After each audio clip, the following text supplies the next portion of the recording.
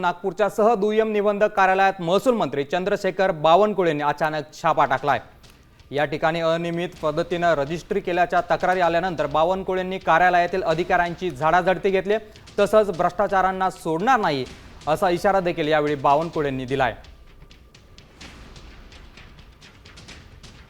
Sir, आज तुम्ही कागदपत्र सुद्धा तपासतात, अनेकदा बोगस कागदपत्र लावले जाते, मृतकांच्या नावांच्या खरेदी विक्री होऊन जाते, पैसे असं होत आहे आणि त्याच्यामुळे फार मोठं नुकसान होत आहे गरीब माणसाचं। ज्याची चुकीची रजिस्ट्री लागली, खोटी रजिस्ट्री लागली, कुणाची रजिस्ट्री कोणाच्या नावाने लागली, त्यामुळे नंतर मात्र रजिस्ट्री कॅन्सल करायला फार मोठी प्रोसेस आहे।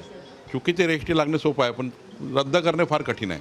त्यामुळे कोणावर अन्याय होण्याची काळजी मी घेतो आहे। सर, शासनाचा महसूल सुद्धा बुडवत होते, ज्या पद्धतीने सांगितलं तुम्ही, इन्कम टॅक्सला कळवून नसल्यामुळे त्याची सगळी नोंद होत नव्हती, पुढे खूप नुकसान होतं। मोठ्या प्रमाणावर जवळपास आमच्या सर्वच कार्यालयांनी इन्कम टॅक्सला कळवलं नव्हतं, त्यामुळे मोठी त्या ठिकाणी कारवाई आम्ही केली आणि इन्कम टॅक्सकडे आता सर्व डॉक्युमेंट गेले आहे। सर, पोलिसांना कशा पद्धतीने तुम्ही कारवाईसाठी आमंत्रण दिलेलं आहे? पोलिसांना सांगितलं की हे जे पैसे ड्रॉवरमध्ये मला आढळले आहे ते पैसे चेक करा कुणाचे आहे। राज्यात सर सगळीकडे अशाच पद्धतीची मोहीम राबवली जाईल?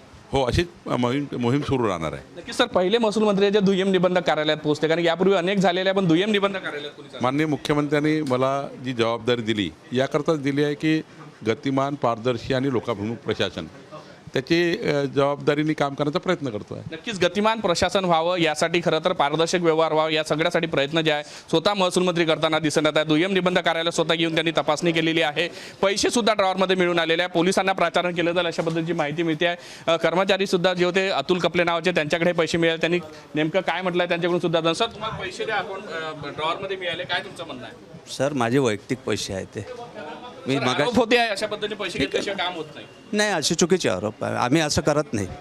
हे पैसे तुमचेच आहे? हो, माझे साधारण 4,500 ते 5,000 रुपये। 4,500 ते 5,000 रुपये आहे ते माझेच पैसे अशा पद्धतीचं त्यांच्याकडून सांगण्यात येत आहे। माझ्या खिशातले पैसे मी रोज ठेवतो असे त्यांच्याकडून सांगितलं आहे। मात्र महसूल मंत्र्यांनी पारदर्शक व्यवहार व्हावा, कोणी पैसे देऊ नये आणि जर कोणी पैसे मागत असेल तर माझ्या व्हॉट्सअपवर तक्रार करावी असं सुद्धा त्यांनी आवाहन केलेलं आहे। व्हिडिओ जर्नलिस्ट सौरभ बोलेसह पराग डोबळे, साम टीव्ही न्यूज, नागपूर। आता isakal.com आहे देशातील नंबर 1 ची मराठी न्यूज वेबसाईट। प्रत्येक अपडेटसाठी isakal.com ला नक्की भेट द्या।